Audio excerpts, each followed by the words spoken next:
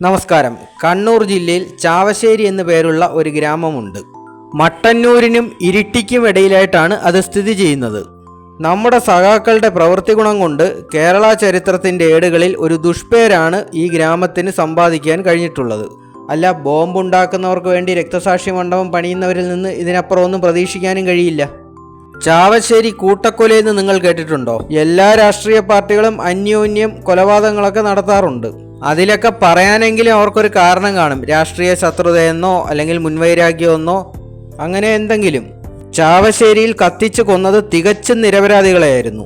ബംഗാളിലെ സെയിൻബാരിയിൽ നടന്ന ഒരു പൈശാചിക സംഭവത്തെക്കുറിച്ച് ഞാനൊരു വീഡിയോ ഇട്ടിരുന്നു. അവിടെയും അവർക്ക് രാഷ്ട്രീയ ശത്രുത എന്നൊരു കാരണമെങ്കിലും പറയാനുണ്ടായിരുന്നു. എന്നാൽ കണ്ണൂർ ചാവശ്ശേരിയിലെ സംഭവം CPM-നെ സംബന്ധിച്ചിടത്തോളം എക്കാലത്തും തീർത്താൽ തീരാത്ത ഒരു കളങ്കം തന്നെയാണ്. കമ്മ്യൂണിസ്റ്റ് ഫാഷിസത്തിന്റെ അല്ലെങ്കിൽ ഭീകരതയുടെ മകുടോദാഹരണം. കേരള ചരിത്രത്തിൽ തന്നെ പലരും ഓർക്കാൻ ഇഷ്ടപ്പെടാത്ത ഒരേടാണ് ചാവശ്ശേരി കൂട്ടക്കൊലയുടേത്. തൊഴിലാളി സമരം അതിൻ്റെ ഭീകരതയും ക്രൗര്യവും ജനവിരുദ്ധതയും കാടത്വവും കാട്ടിയ അരുംകൊലയുടെ ചരിത്രം കൂടിയാണത്.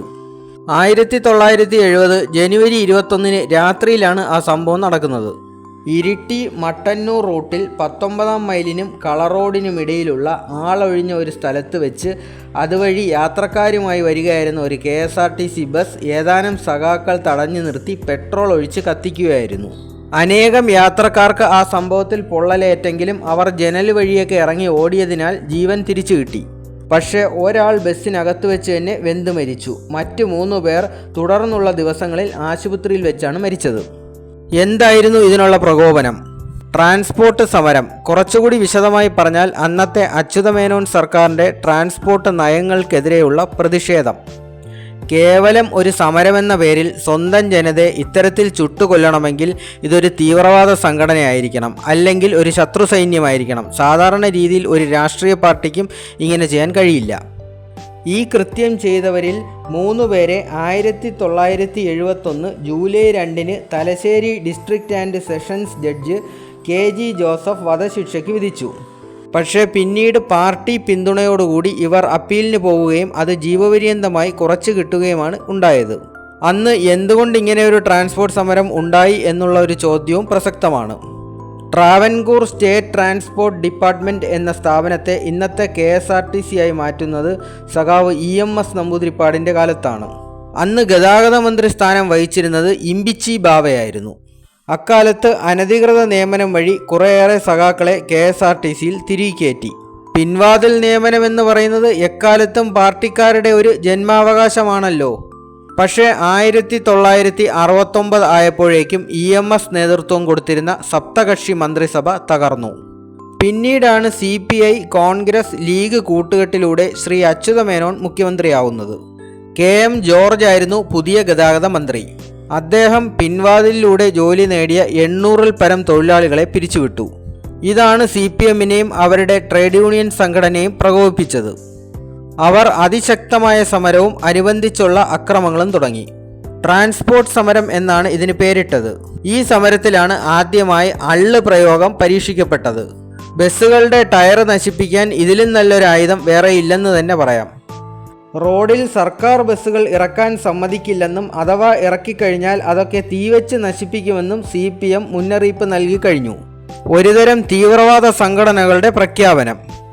അന്നത്തെ റോഡ് ട്രാൻസ്പോർട്ട് അസോസിയേഷൻ പ്രസിഡന്റായിരുന്ന അഴീക്കോടൻ രാഘവനാണ് സമരത്തിന് ആഹ്വാനം നൽകിയിരുന്നത്.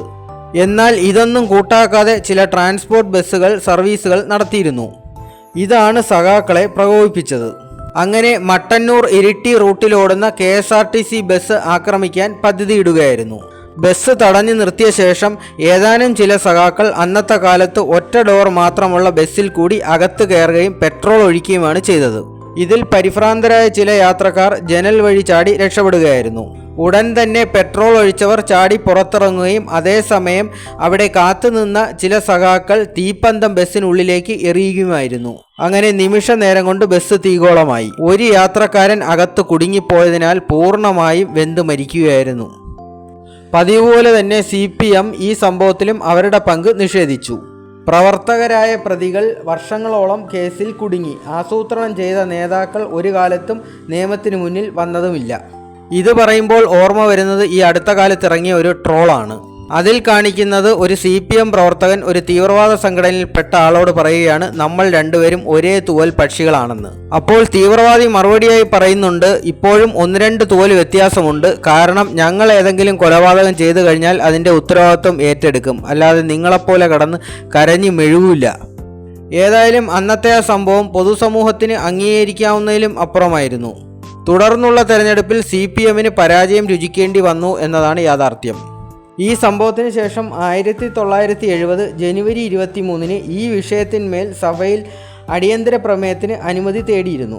പക്ഷേ അന്നത്തെ ആഭ്യന്തരമന്ത്രിയായിരുന്ന CH മുഹമ്മദ് കോയയുടെ വിശദീകരണത്തെ തുടർന്ന് സ്പീക്കർ ഈ അടിയന്തര പ്രമേയത്തിന് അവതരണാനുമതി നിഷേധിക്കുകയാണ് ഉണ്ടായത്. ഇതിൻ്റെ വിശദ വിവരങ്ങൾ നിയമസഭാ ആർക്കൈവുകളിൽ ഇപ്പോഴും ലഭ്യമാണ്. താല്പര്യമുള്ളവർക്ക് പരിശോധിച്ച് നോക്കാവുന്നതാണ്. ഇടതുപക്ഷം ഹൃദയപക്ഷം എന്ന ക്യാച്ച് വേർഡ് കൊടുത്തിട്ടോ മനുഷ്യനാകണം എന്ന് പാട്ട് പാടിയോണ്ടോ ഒന്നും ഒരു കാര്യവുമില്ല. കമ്മ്യൂണിസം എന്നത് അടിസ്ഥാനപരമായി ഏകാധിപത്യവും ഫാഷിസവും ആണെന്ന് പറഞ്ഞുകൊണ്ട് നിർത്തുന്നു. Thank you.